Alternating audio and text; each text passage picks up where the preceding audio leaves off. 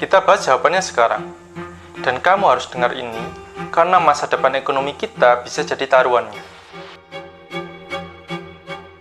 Friends, di video sebelumnya aku kan udah bahas mengenai Danantara ya. Buat yang belum nonton, kamu bisa nonton video sebelumnya ya. Tapi aku kasih gambaran sedikit. Jadi Danantara itu ini kayak proyek super besar, gabungan beberapa perusahaan milik negara buat bikin Indonesia lebih kuat di dunia bisnis. Katanya keren kan? Tapi ada satu masalah besar.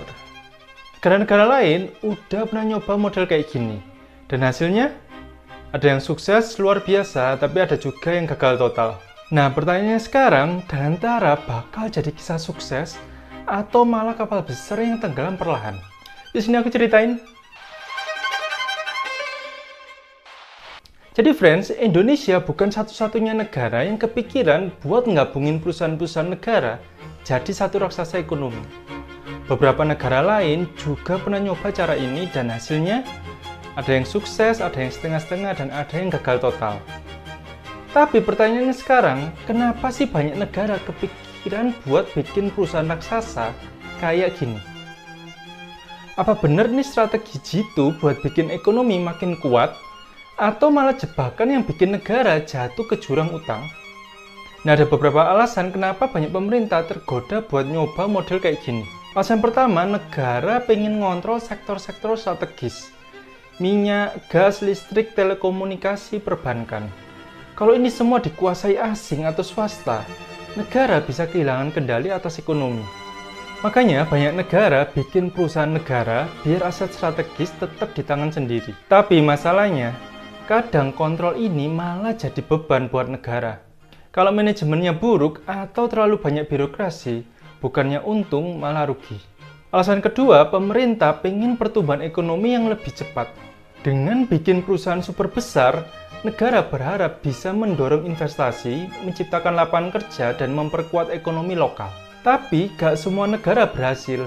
Ada yang sukses kayak Temasek Holdings di Singapura, tapi ada juga yang gagal kayak Venezuela yang hancur karena perusahaan negara malah jadi beban. Alasan ketiga, negara pengen punya champion di pasar global.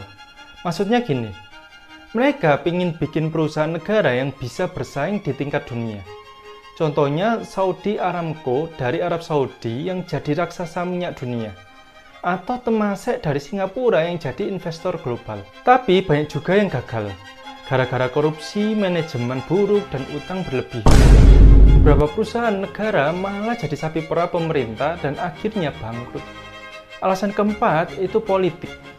Banyak negara bikin perusahaan negara bukan cuma buat bisnis, tapi juga buat kepentingan politik.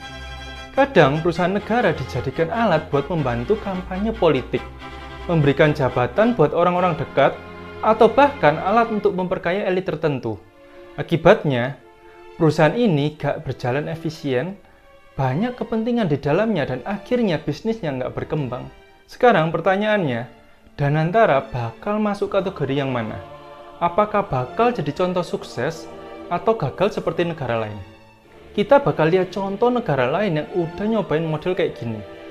Siapa yang sukses, siapa yang gagal, dan lebih penting lagi, kenapa? Ayo kita bahas.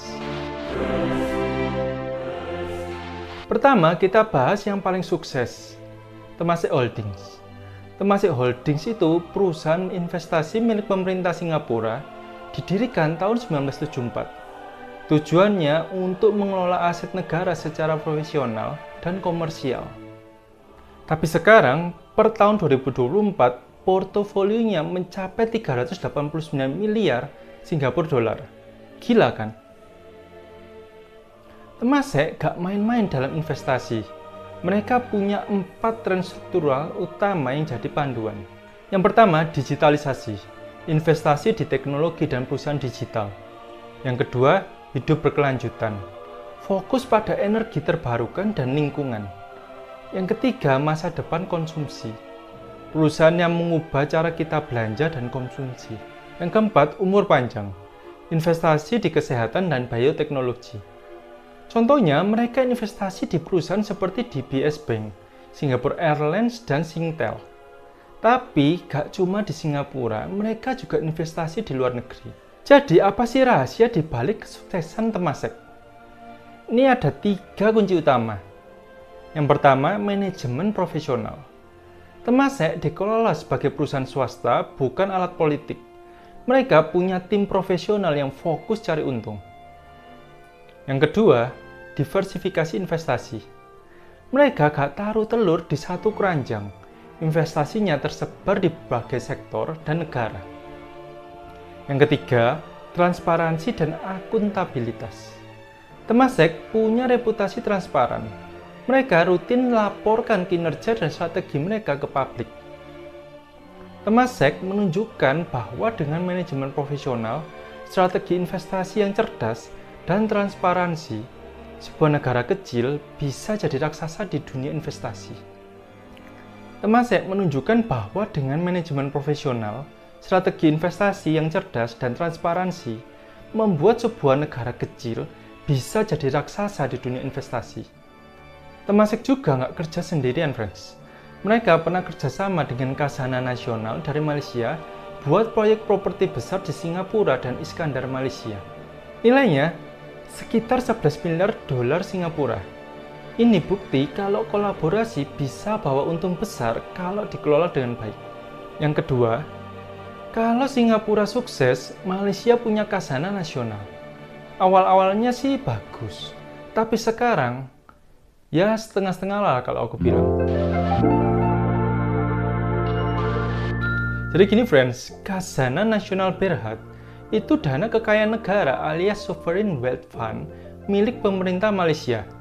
Didirikan tanggal 3 September 1993, tujuannya ya untuk mengelola investasi strategis untuk memajukan ekonomi Malaysia. Khazanah punya portofolio luas di berbagai sektor seperti telekomunikasi, perbankan, energi, dan kesehatan. Mereka pegang saham di perusahaan besar kayak Telekom Malaysia, Tenaga Nasional, Malaysia Airlines, dan CIMB Group. Di awal berdirinya, Khazanah melaju kencang. Investasi mereka menguntungkan dan nilai aset meningkat pesat. Mereka jadi kebanggaan nasional dan contoh sukses pengelolaan dana negara. Tapi memasuki dekade berikutnya, mulai muncul tanda-tanda kemunduran. Apa aja sih yang terjadi? Yang pertama itu investasi bermasalah. Beberapa investasi Khazanah gak berjalan mulus. Contohnya investasi di Vision Violet yang berujung pada kerugian besar dan kontroversi hukum. Yang kedua, campur tangan politik.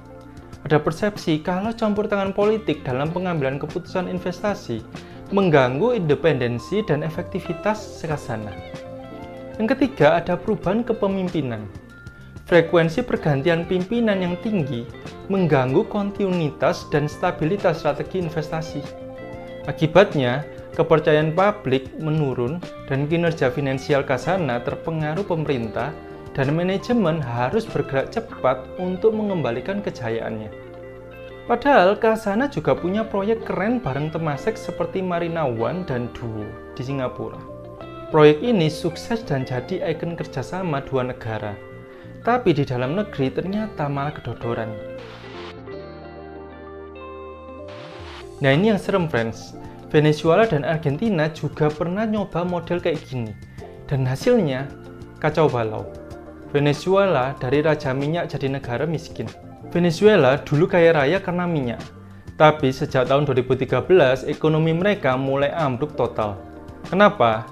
Ini 3 alasannya. Yang pertama, ketergantungan pada minyak. Hampir semua pendapatan negara dari minyak. Begitu harga minyak jatuh, pendapatan negara ikut anjlok. Yang kedua, kebijakan ekonomi yang buruk. Pemerintah nasionalisasi banyak perusahaan swasta. Investor kabur, produksi dalam negeri turun drastis. Yang ketiga, hyperinflasi gila-gilaan. Bayangin, inflasi tembus 130.060% di tahun 2018. Duit udah kayak tisu bos. Argentina nggak kalah kacau friends. Negara ini udah bangkrut lebih dari 9 kali sejak tahun 1800-an. Nah apa penyebabnya? Ini 3 alasan penyebab Argentina bangkrut berkali-kali. Yang pertama, utang negara kelewat besar. Jadi Argentina selalu ambil utang buat nutup utang sebelumnya, alias gali lubang dan tutup lubang. Yang kedua, mata uang anjlok tiap beberapa tahun. Dolar Argentina terus turun nilainya, rakyat jadi miskin mendadak. Yang ketiga, campur tangan politik yang nggak stabil. Tiap ganti presiden, kebijakan ekonomi ikut berubah drastis. Kalau kita lihat sejarah, ada pola yang jelas. Yang sukses punya manajemen profesional, yang gagal terlalu banyak campur tangan politik. Dan sekarang, coba tebak, Danantara bakal ke arah yang mana? Sukses kayak Temasek, atau malah jatuh kayak Venezuela dan Argentina? Oke guys, kita udah lihat contoh dari negara lain.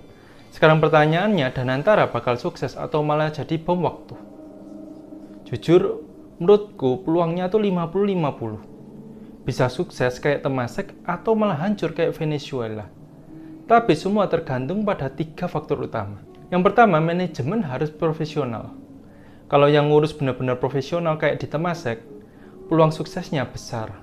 Tapi kalau malah jadi tempat titipan orang-orang politik, waduh, bahaya bos. Yang kedua, harus investasi dengan cerdas. Temasek sukses karena mereka investasi ke sektor yang menguntungkan. Bukan sekedar dapat proyek, tapi benar-benar mencari untung. Tapi kalau Danantara malah banyak investasi proyek politik, perusahaan rugi atau proyek mangkrak. Wah, siap-siap jadi Khazanah Nasional 2.0. Yang ketiga, transparansi dan bebas dari korupsi. Ini bagian yang paling penting. Kalau manajemennya nggak transparan, kalau masih ada tangan-tangan tak terlihat yang ngambil jatah di belakang layar, ya wassalam. Kuncinya, transparansi. Laporan keuangan terbuka bisa dicek publik, dan nggak ada ruang buat permainan belakang layar. Kalau ini bisa dijaga, Danantara bisa jadi perusahaan negara yang benar-benar berkelas dunia. Apa prediksi kalian? Jadi guys, setelah semua ini, menurut kalian Danantara bakal sukses atau gagal? Apakah kita bakal punya perusahaan negara sehebat Temasek, atau malah jadi Venezuela dan Argentina berikutnya? Komen di bawah pendapat kalian ya. Dan jangan lupa buat klik like, share, dan subscribe channel ini biar kita terus bahas sejarah ekonomi dan keuangan seru lainnya. Aku Erwin Krisyuan, bye-bye.